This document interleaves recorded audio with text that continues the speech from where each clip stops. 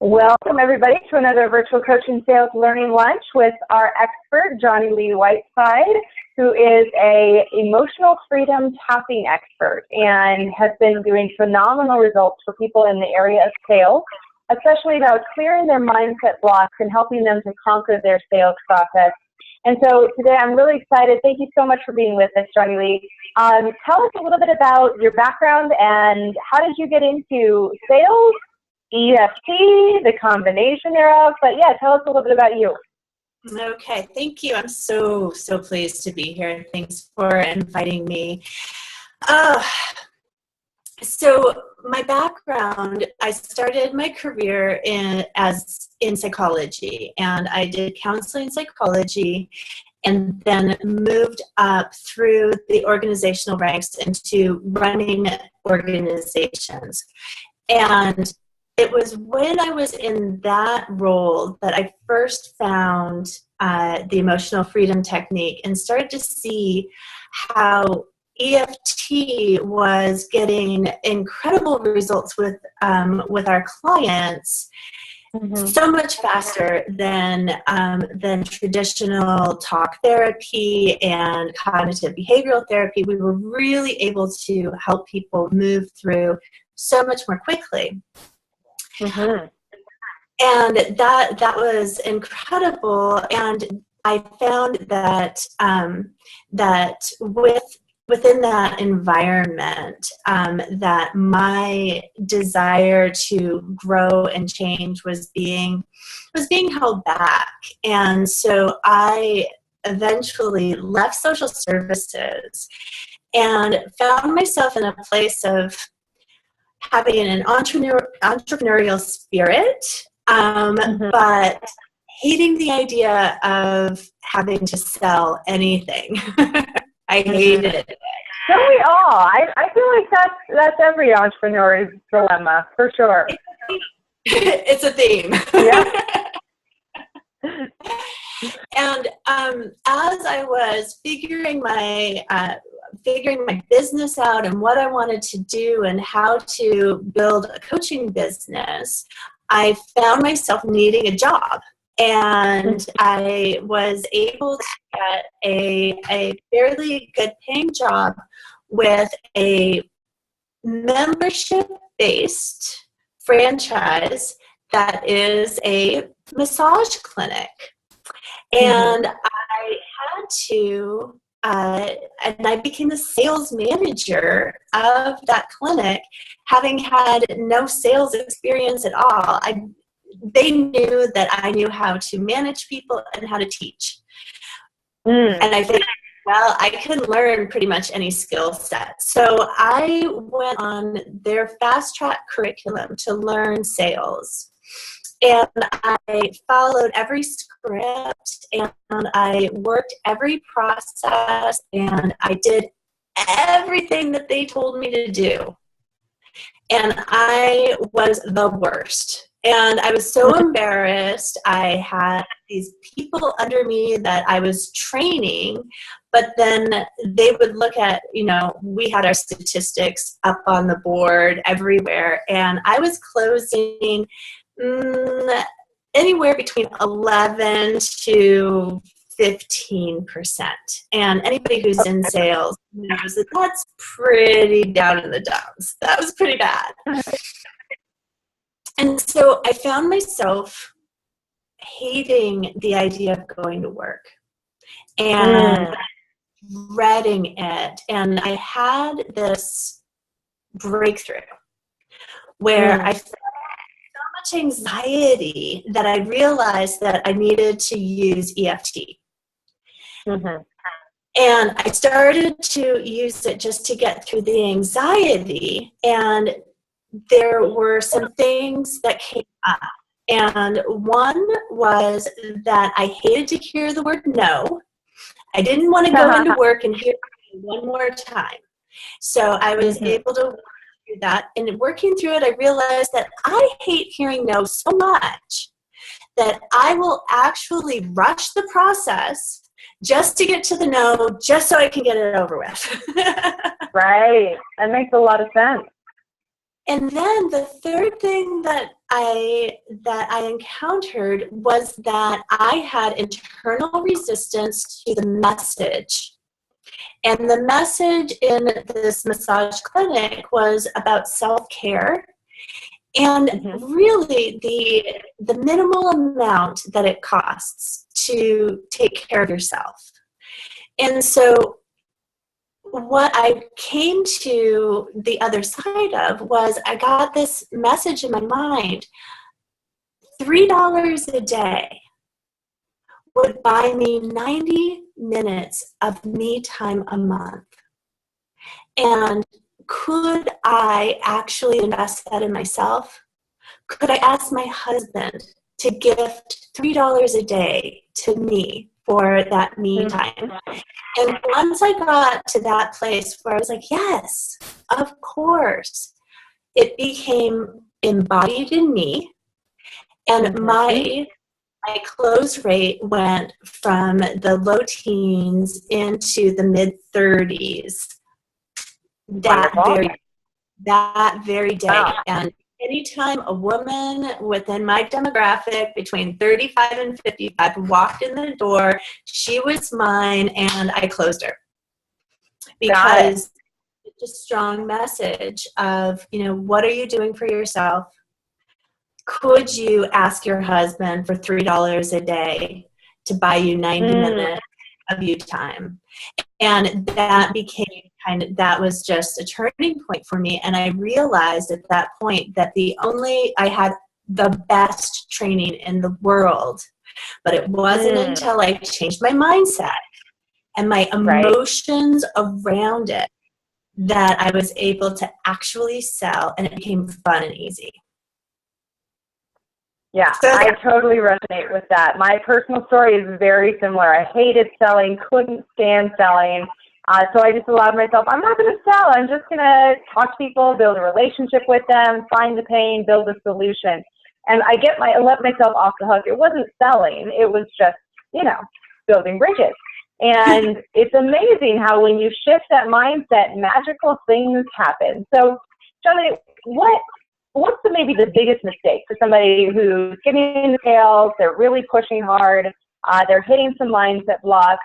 It sounds like mindset would be the first place to look. Well, what are your insights? What would be your recommendations to them? Here's the biggest mistake that we make. The biggest mistake that we make is we jump to the positive before we look at the negative, before we acknowledge the negative. So if I had gone into my self EFT session saying, I love sales, I can't wait to go to work, I am so excited to go to work, what would actually happen, and this has happened with a lot of people that have told me, I tried EFT, it didn't work, is that they go to the positive too soon. They don't believe what they're saying. They actually, they go to the positive and it feels like a lie. And then you can actually get physically nauseous or sick from using meridian tapping while trying to convince yourself of something that you don't believe yet. So the biggest issue, and I love YouTube. And there are lots of people who use EFT for sales, and they have their videos up. But a lot of them really focus on, I love sales, I'm great at sales, and that's not going to do it for you. You absolutely have to go in to, I hate hearing no. I hate these guys, they're broke, or, like all of the things that come up when we're getting ready to make a sales call. No, they don't have money, they don't want it, they're, all of these different beliefs that we hold. We must go to those first and get to the other side before we bring in the positive. So that's where the distinction is we can't jump to what we wish we believed before we really go through what we truly believe. Yeah, and I want to take a step even further back. For those of you who are listening who may not be familiar with emotional freedom techniques, I know it better. Most people know it better as tapping. But Johnilee, why don't you give us a little bit of backstory on what EFT is? Especially, I think there's a lot of people like, it seems a little bit woo-woo. What are these meridian points, energy? So give us as much background, and so kind of from a science perspective, I think the thing that really convinced me, and I think you mentioned this, was just the undeniable results that you get. And I think it started with post-traumatic stress disorder victims and helping them to defuse the negative emotion around their memory set. But I would love to hear more, a little bit about how it started, its history and its science. And then maybe what I'd like to maybe do is just start with as an example and an exercise that we can kind of exemplify that process for somebody listening. Absolutely. So before I start, I want to say, have you ever been really stressed out, like really stressed out? And what do you do? What do you physically do when you're feeling super stressed? I'll show you what some people that I know do.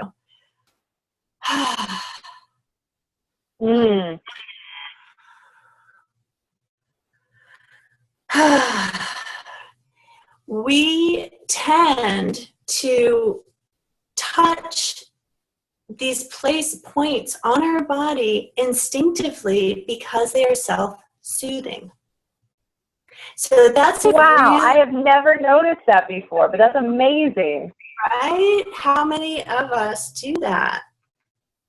So then the next piece is that the clinical trials that have been run, there are numerous double-blind, peer-reviewed studies that show that by the simple act of tapping these acupressure points on your face, on your torso, and on the top of your head will reduce cortisol, will calm the fight or flight center in your brain, and return you to a state of calm. So nobody has ever done a really good job in a sales call when they're in fight or flight.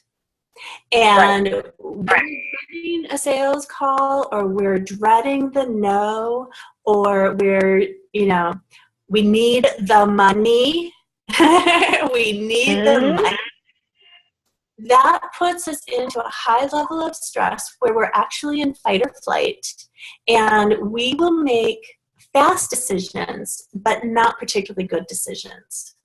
So anybody who's been in sales for a while knows that you need to be listening and be connecting the dots for your client. You need to be in a place of total centered calm so that you can do exactly what you said. You build those bridges, you make those connections, and you help your client to find the best solution for them.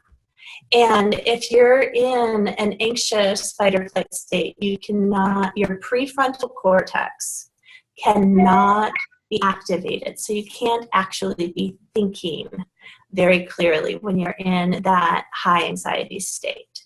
So as woo-woo as it seems to be touching your face and changing your state, we have both a business case for it, because you have to be in a great mental state to have a great sales call. And then we have a science case for it, which is that in order to get into that relaxed and calm state, you absolutely need to reduce your cortisol, and you need to quiet down the amygdala, the fight or flight center in your brain, and engage your prefrontal cortex. So does that answer the question?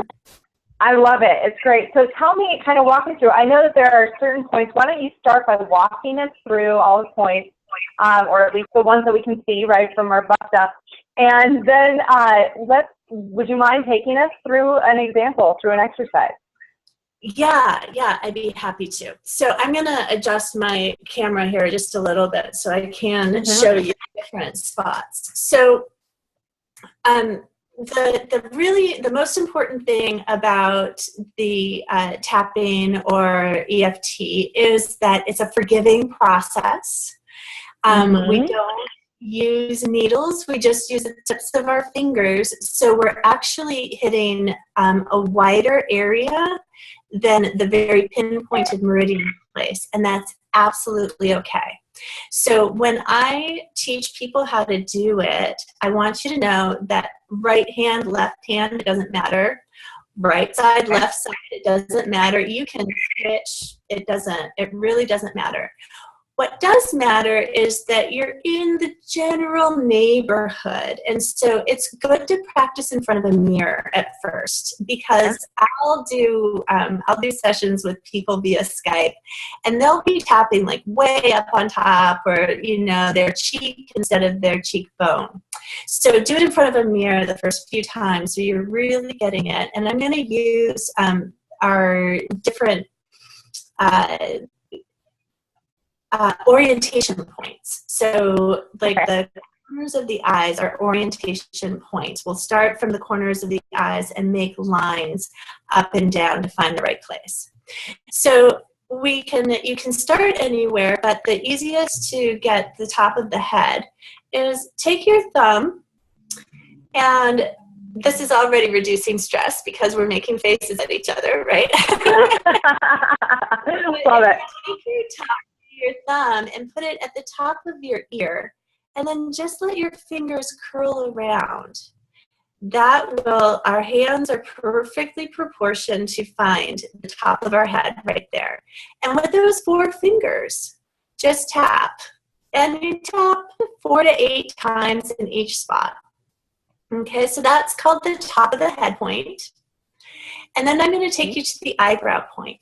And so starting with the corner of your eye, the inside corner of your eye, and you go straight up to where your eyebrow starts. There you go. And so that's your eyebrow point, and you can tap there. You can tap both sides, or what I'll do sometimes is I'll use all 4 fingers and just tap right in the middle so I get both sides. So, all right. Yeah, lots of both. Like it. Okay. Then we've got the side of the eye. And again, the orientation point is the corner of our eye. And then it's a straight line to that bony eye socket point. And that's the side of the eye point. And be gentle, because this is very tender skin here. I use EFT when I'm in a highly emotional state sometimes, and I have bruised a little bit. So be gentle with yourself. Under the eye, again, is you see the corner of the eye as your orientation. You go straight down to the top of the cheekbone eye socket place. So corner of the eye, yep, and straight down to the top of the cheekbone. And that's the under eye spot. Okay. Yep. Mm-hmm. And then under the nose is that cute little divot right between your lip and your nose. And then the chin point is straight below there in the divot between the bottom of your lip and your chin. And now we go to the collarbone. And the collarbone point is not actually on the collarbone. It is, if you put your fingers along your collarbone and then take it 1 inch down below. Yep, right there. And I like to use all 4 fingers in that one and kind of go back and forth. This can be a really good place for you to tap when you're on the go, taking a walk, or you're in a place where you don't want to do the full. Might look a little silly, but this one's safe. This can be a place where you can be kind of subtle, and it does really calm you down very quickly. And then the last place is the under the arm point. And so I will adjust a little bit here. So the end of the arm is, you've got your armpit and then 4 inches below. And for women, it's pretty much exactly where your bra strap would be. For men, if you do 4 inches below the actual crease of your armpit, and pretty much a straight line from your nipple into that place. So that's the end of the arm. And that spot is, you'll find a very tender place. It tends to be very tender there. And when you find that tender spot, you know that you are like in the exact right space. So, so those are the points. Now, let's see.